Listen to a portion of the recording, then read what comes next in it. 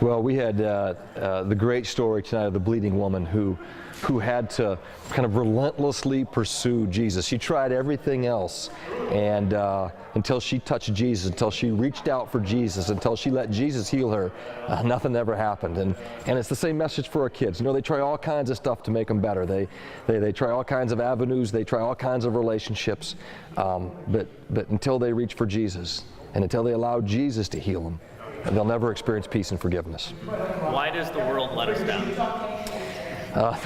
The world offers us all kinds of stuff, just like the bleeding woman, right? It says for 12 years she went to many doctors, and all they did was basically took all of her money. And what we know is this, that the world and what they offer for hope and peace is fleeting. It's not solid. Only Jesus can satisfy. Only Jesus can bring peace. Only Jesus can forgive. Only Jesus can heal. And our greatest problem, our greatest disease is our sin. And the world can't take care of that. No amount of money can take care of that. No amount of relationships. Only Jesus, because He paid the price on the cross. Mm-hmm. Why do we turn our back on Him too? And so many people understand He is perfect. Well, yeah. In the one hand, it seems really simple, doesn't it? Hey, here's this Jesus. Look what He's done. But it's a surrender of the will. It is a moment when all of us have to come to and say, I'm not good enough. I can't fix it. And surrender to Him. And that's hard because our will is strong, but that's the gospel. The good news is that if we let Jesus have us, we'll be free. These kids are going to be holding a nail in their hand. What does that represent?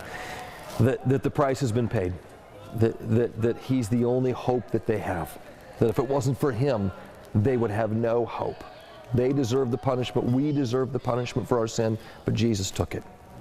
We will continue along this path this week. What's your message to them as they go through the work tomorrow and the heat of the day? Yeah, in the heat of the day tomorrow, we want them to just keep building these blocks.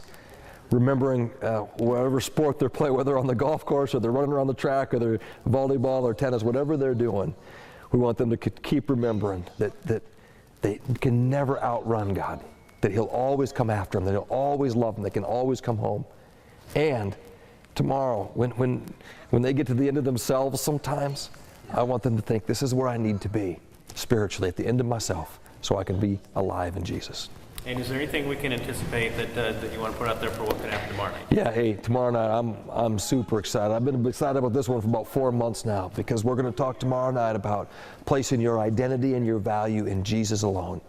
Because you know the world says, hey, if you look this way, you act this way, and our whole world is geared towards performance and athletics. And so many of us who have, as athletes, have grown up only as good as our last performance. And there's so many, even pastors, that are only as good as their last message. But I want them to know that they are valued for one reason only, and they've got to rest in this reason because Jesus loves them and Jesus died for them. And that's where your identity is. That's where your value lies. And if you put it in anything else, you'll be let down. If you keep it in Jesus, He'll always have you. Mm-hmm. And last thing, you're pouring into us. What are you enjoying about camp as you go around? You're touching a lot of venues, you know. Yeah, I'm trying to get to all of them. I tell you, I am blessed beyond measure. At Prairie Lakes Church, we've just got a real heart for raising up young leaders. So we have lots of interns, and we have a heart for raising. And so when I walk around, I see these young college kids, these huddle leaders, you know, giving up a week of their summer, getting up early, staying up late, just pouring into kids. I tell you, that blesses me, and that fills my bucket like nothing else.